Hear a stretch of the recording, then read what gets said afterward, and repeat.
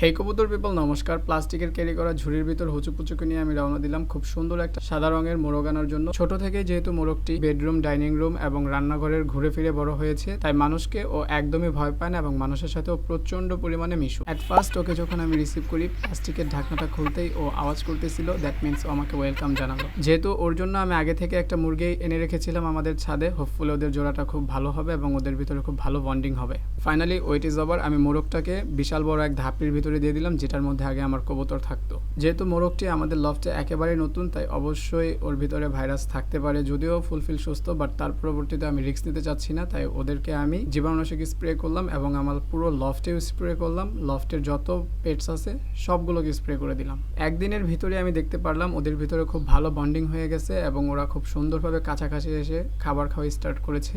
যদিও আমি নিজ থেকে কাছাকাছি খাবারের পাত্র দুইটা দিয়েছিলাম যেন ওদের ভিতরে খুব দ্রুত বন্ডিং হয়ে যায়। বাই দ্য ওয়ে, ও নাকি প্রচুর মারামারি করতো, তাই ওর নাম দেওয়া হয়েছে মিরি। নমস্কার।